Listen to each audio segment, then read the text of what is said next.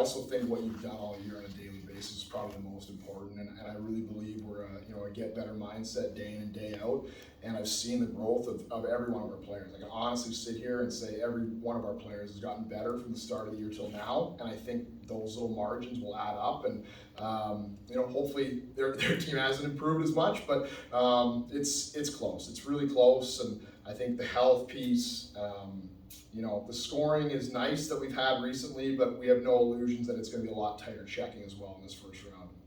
Obviously, exciting day for Rennick getting the call up straight to the Kings, but how do you feel about your goalkeeper room now, especially because that's such an important facet of playoff hockey? Yeah, that's the interesting piece of this level, right? So exciting for him. He's literally going to be in a room with Anze Kopitar and guys with the LA Kings, and I know how excited he is for that. On our end, it's just another thing you got to manage at this level, which is normal for all the teams. Everyone's dealing with that sort of thing. Luckily, Bednard's back down from Grand Rapids, which is a huge piece for us. He's a bona fide starting goalie in this league. We had him 3 years ago, know him well, he loves it here. The guys love playing for him, and I think we're really going to run with him. And then luckily we got Richardson from Queen's University a little while ago as a second, and we didn't know how long that was going to be. Now with David going up, I think he's really proven himself, and we're going to run with him as number 2. So I think it's exciting times across the board, and happy to get Bedsy back for sure at the kind of the perfect time, because otherwise, I might be sweating a little bit more than I already am. You anticipate though guys like Pavlicek, Kemp, Arula, the guys who scored being available, not getting called up? I don't have a crystal ball. They're here today, but I know Ontario's in the playoffs and the LA Kings are in the playoffs. Both those things are really exciting, but that's 3 games on any given night. That's a lot of people playing. That's potentially, again, knock on wood, some injuries, and I could see some call-ups still for sure. Talk to me about chemistry, Coach. Obviously, you mentioned Bedsy going up, coming down. Nikita was up and down a couple of times. Arulo, an all-star who's been up and down.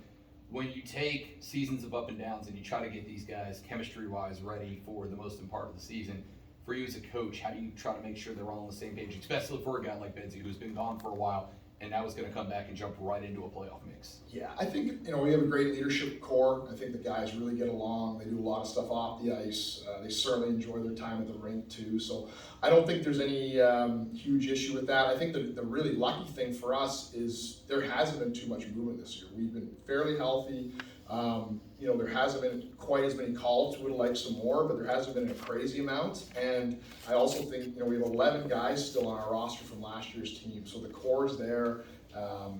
Sure, there's been a little bit of movement, like you're saying, but certainly had far more the last 2 years. So I think for this level, for the minor league level, we're in a really good shape, on that side of things. And Bedsy's a likable guy. He'll fit right back in. And, Pav's been up and back a bunch, so he knows the guys really well. Same with, guys like Inamoto, etc. What stands out about this team to you as a whole? Just how close they are, honestly. And anytime it's gotten tough this year, they've really, they've bent, but they haven't been broken. And we've had a lot of, clawback games that maybe we seemed out of, that we, fought our way back into. I think at Toledo being down, in Toledo, arguably one of the best teams in the league, down 3-0, clawed our way back to a shootout win. There's been a lot of times where we could have folded a little bit, and the guys are resilient, and I think that is right back to that culture piece and how much respect they have for each other and how hard they want to play for each other. 2-3-2 format's kind of interesting. There's a lot of people who kind of think that almost favors the away team, because if you can go down there and steal 1 of 2 early and then come back home for 3, how does that impact the way that you're preparing these guys to get ready to go down to a trip, knowing that win or lose, you're coming back for at least a couple? Yeah, hopefully it's good for us. I'd love to say it is. We obviously were trying, our hearts out to get home ice for sure. We felt good about getting 3rd at the very least on our final day there. In the event that Florida wins, right, then we'll have home ice in the second round. But I don't know. I don't put too much stock into it, to be honest. There's too much to evaluate, too much to be focused on.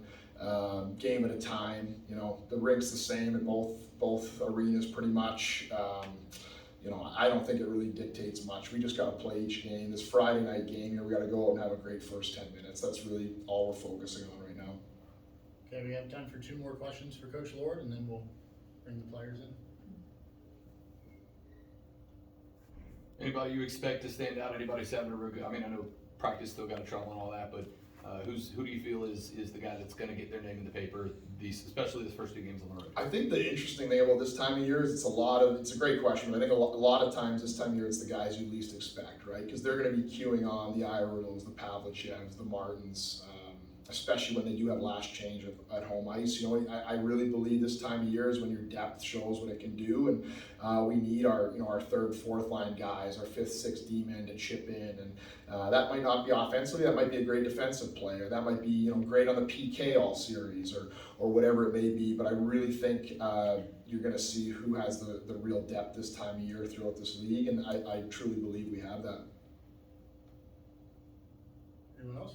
Last one, you mentioned Jacksonville, obviously a very physical team, and I believe, if I recall, you guys had a lot of penalty minutes against each other the last couple of times.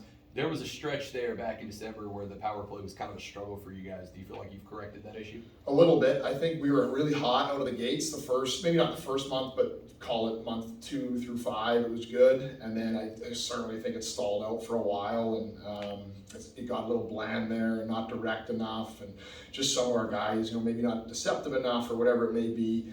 We've worked on it a lot. I think we've seen some good, good outings here. 2 games ago, we put up 2, which was nice. 2 power play goals. I think it was a little sharper. I like the looks today in practice. So we'll see where we're at. We need it to be good. It has to be good this time of year. You may only get a couple of them. So, if you can get a power play goal a game or 2, it would make probably all the difference in this series. So, like where it's at, but until we really get that pressure from Jacksonville, we'll know where we're at. Perfect. All right, thank you, Coach.